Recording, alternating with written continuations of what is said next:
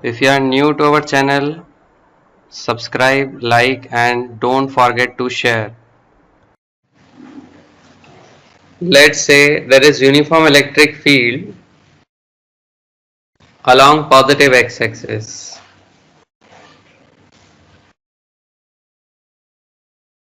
Uniform means the direction of electric field will be same and the electric field lines that will be equidistant from each other. Okay, we have studied this thing so many times. So let's say this is the direction of electric field along positive x-axis.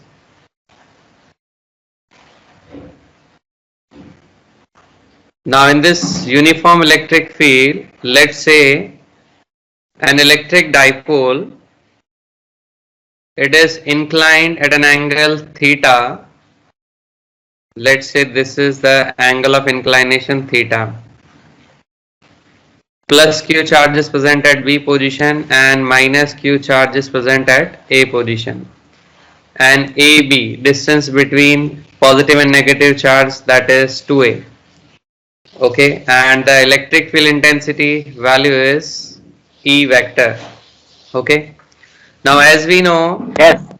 according to the electrostatics, when the charges are present in the electric field, they will experience force, electrostatic force.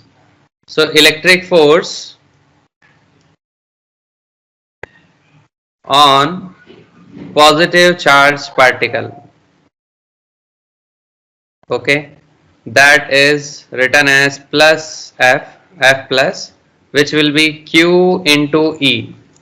Now direction of this force will be along positive x-axis, so I am writing it QE I cap. Same way, electric force on minus Q charge. Okay, let's say it is F minus. This will be minus QE I cap. It means its direction is along negative x-axis. So here if I want to draw the direction of force, so on plus q it is along positive x-axis, and due to negative charge, force on the negative charge, that is negative x-axis. What will happen? The resultant force, right? Resultant force on dipole, electric dipole. We can simply say it is F plus and plus of F minus, which is nothing but 0. So this is the first conclusion. When an electric dipole is kept in uniform electric field, it will experience force 0, resultant force 0. But when resultant force is 0, you can see the line of action of forces are different. If line of action of forces are different, then these couple of forces QE and minus QE, QE and minus QE, as their line of action of force is different, they will produce a torque, right? And this torque generally we write with magnitude of one of the forces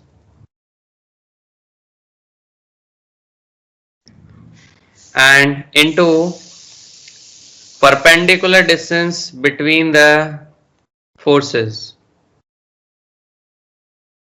which we say lever arm. So torque equals to, now magnitude of one of the force, if we take it is QE, and perpendicular distance draw. Okay, let's say this is C point. So the lever arm, the perpendicular distance between the forces, that is C into CB. Now our target is to find the value of this CB. Now how to find this value of CB? Simply we know AB is 2A and this angle is theta. This will have two components. 2A will have two components. First component is along AC, which is 2A cos theta.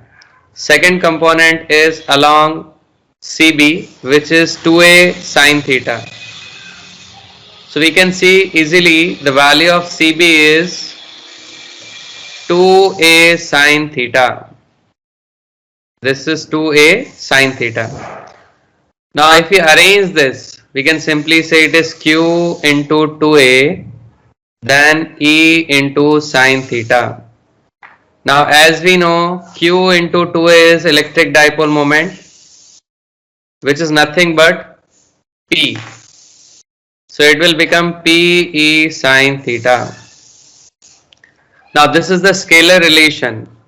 Scalar relation for electric dipole moment, electric field. Now if I talk about the vector form, so torque simply we can say is P cross E. Okay, P cross E, because when we open the cross product, always we get sin theta.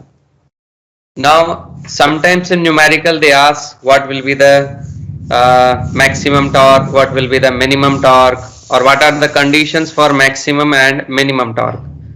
So we are taking for maximum torque. Okay, for the maximum torque simply theta will be 90 degree and sin 90 degree, that is 1. So torque, maximum torque we will get as PE. Okay. Now second thing, if we talk about minimum torque, so for the minimum torque theta equals to 0 degree and we know sin 0 degree is 0. So here minimum torque will be 0. So that was about this behavior of an electric dipole in uniform electric field. Okay, three most important things you have to remember. The first thing is total charge on electric dipole will be 0. Second thing, resultant force on the dipole will be 0.